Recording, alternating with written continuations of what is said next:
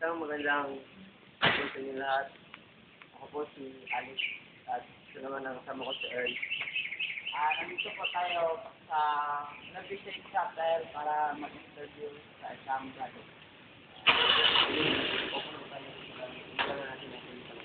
Bago tayo po, magpapakilala naman ako. Ako si Brother Chris Makulangan, galing sa probinsya ng Bataan, sa Luzon.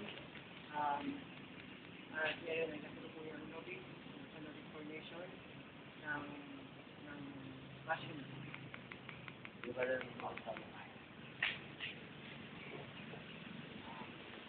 Ano po ang trabaho bago ka nag-isa? Actually, hindi pa ako nakapag sa trabaho kasi graduate ko lang ng college sa kursong Accounting and Finance Commercial bago ako mag-decision na pumasok sa pagpapari. Ang tawag sa probation sa information kasi usually dapat ako magpapari ay pumasok sa kursong philosophy tapos pasok sa theology habang yung pari. Bakit mo naisip maging pari? Naisip ako na pumasok sa pagpapari dahil gusto ko ipangalat ang mabuting balita ng Panginoon. Gusto ko makatulong sa aking kapwa. Gusto ko makatulong sa mga tao, mga nangailangan tulong, lalo na sa spiritual. Madali lang ba natanggap ng yung pamilya mo pa? Ang pamilya ko naman ay mga napaka-supportive. Sila ay sinuportahan nila ang aking mission at alam nila na alam ko kung nasa ko at kasama yung panalangin nila na sana maging matagumpay ako sa aking iman. Mahirap po bang mawala yung pamilya? Mahirap. Lalo na sa sitwasyon ko ngayon, malayo. Diba? Sa Luzon pa. So, naranasan kong magpasko, magkabot ako na hindi sila kasama.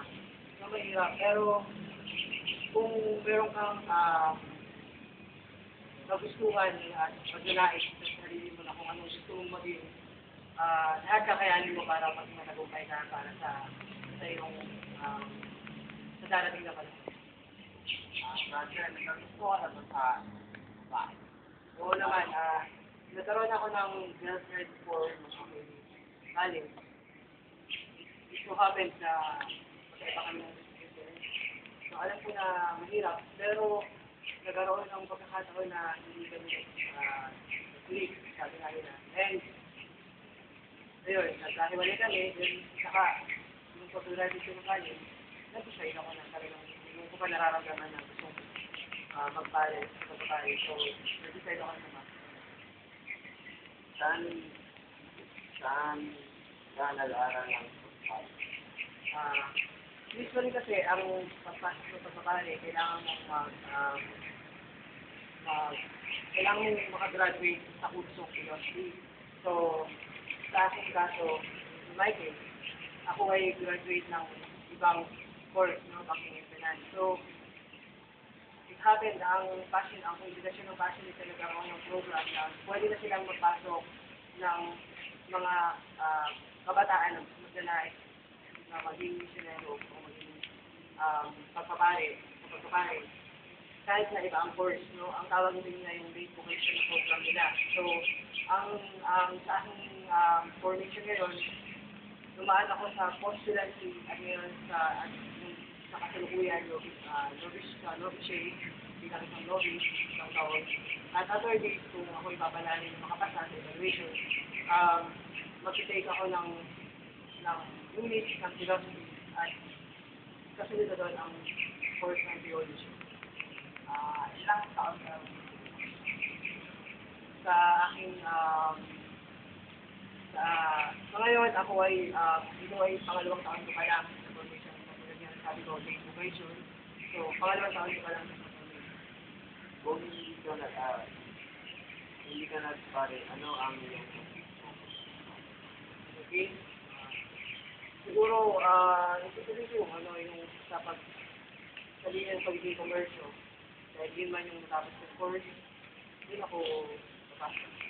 Ano po ang mga papayo Sa mga kabataan sa ngayon, ang aking may papayo sa kanila ay um, ah, sundin lang nila ang gusto ng sundin lang ninyo kayong mga kabataan ang inyong nais sa buhay kung ano ang gusto ninyong marating at huwag kayong matakot na ipakita yung mga kakayahatan na itatago. At siyempre, huwag makalimot na tumawag at manalangin sa akin. Maraming salamat din.